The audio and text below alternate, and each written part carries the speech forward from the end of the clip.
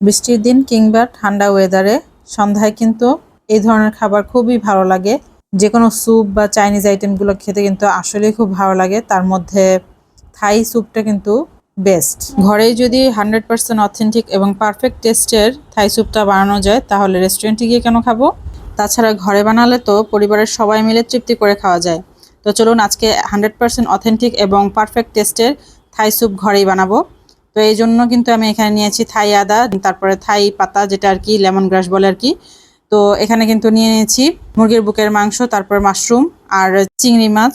তো এইগুলো সবগুলোকে আগেই আমি ধুয়ে সুন্দর করে কেটে বেছে ক্লিন করে রেখেছিলাম। তো এই যে এখানে নিয়ে নিলাম।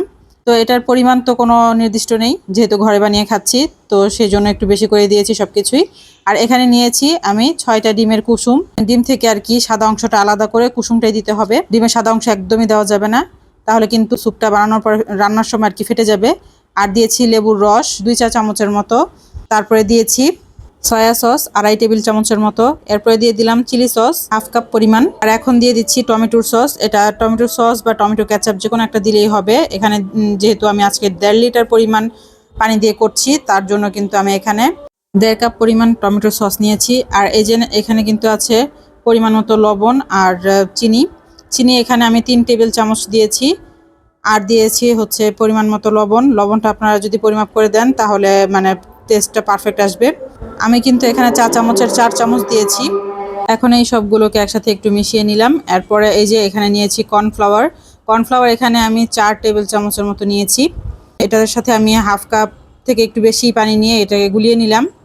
ভালো মতো গুলিয়ে নেওয়ার পর এই যে এগুলোর মধ্যে দিয়ে দিলাম। এখন একটু মিক্স করে নিব, তারপর পরিমাণ মতো পানিটাও এটার মধ্যে মিশিয়ে দিব।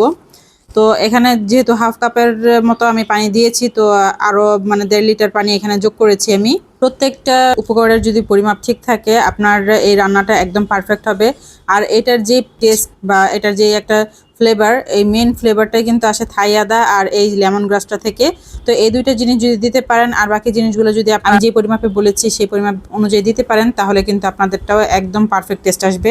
আর আমার এখানে কিন্তু থাই স্যুপটা টেস্টের দিক দিয়ে পারফেক্ট হলেও মানে কালারের দিক দিয়ে কিন্তু রেস্টুরেন্টের মতন এতটা লাল হয়নি। সেটার একটাই কারণ, সেটা হচ্ছে ওরা কিন্তু কাশ্মীরি রেড চিলিটা দেয়। আবার অনেক জায়গাতে তাদের যেই সসটা ইউজ করে সেই সসের মধ্যেই এমন একটা কালার থাকে যে কারণে স্যুপটা এরকম লালচে কালার হয়।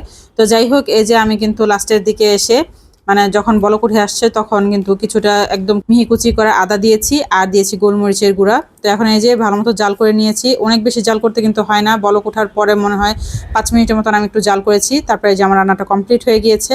জাল করার সময় লবণ চিনিটা চেক করে নেবেন।